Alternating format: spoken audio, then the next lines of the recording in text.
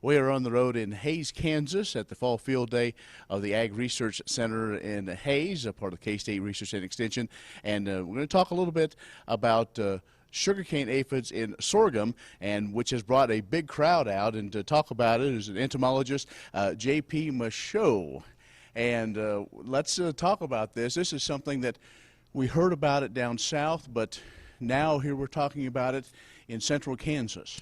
Yes, we have 9 states infested in Kansas presently, mostly in south central Kansas. 4 of those have economically important populations. Okay, let's talk about how this kind of came to about and how it survived to come this far north. Well, it is basically a subtropical aphid, so it's not going to survive the winter up here. It did survive last winter as far north as Dallas. On Johnson grass. So the issue is it does have Johnson grass as an alternative host.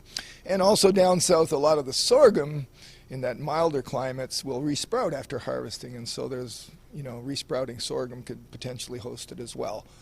Are there some things that farmers should be doing for preventive measures? I mean, obviously, the bugs can come in and come out, but there's probably at least some ways that they can try to help maintain it at least.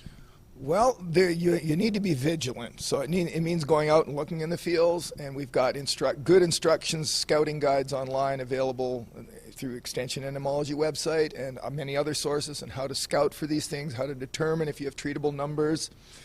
And so I advise people to use those resources and don't just don't be complacent. You can lose a lot of yield with this aphid, and it can stay on the plants much later than green bug, and it can affect seed set in the heads, and it also can create a lot of problems in the heads with just fouling the grain, and then you have mold in the end, so it makes a big mess. And it's going to be even worse this year if it comes, if you're affected, because there's so many cornleaf aphids, and it's highly unusual, but we have cornleaf aphids on the flag leaf and going up into the heads, whereas usually they're long gone by this time. So all those aphids together have the potential to create a lot of fouling in those heads. And weather could have a big impact as well. Well, weather, it's wind direction. It's all wind direction. So when you see those southerly winds, especially the strong, sustained southerly winds, those are bringing aphids from the south. One thing I thought was interesting, as we talk about once we do our examinations in the field, we see something, we want to treat it right away. But you're saying when it comes to these sugarcane aphids, wait till they kind of hit their peak to get that maximum use. Well, not their peak. There's a threshold. And basically the quick and dirty threshold, a lot of people are using. There's a more detailed one involves counting aphids. But if you've got 30 to 40% of plants infested with significant numbers of aphids where you can see honeydew in the leaves, then it's time to spray. Now, we encourage people not to spray if you're not at threshold, because there's so many beneficial insects out there. We want to have a chance to eat these aphids and boost their numbers, because eventually we expect we're going to have sustainable biocontrol of this problem, just like we have of all the other aphids in sorghum.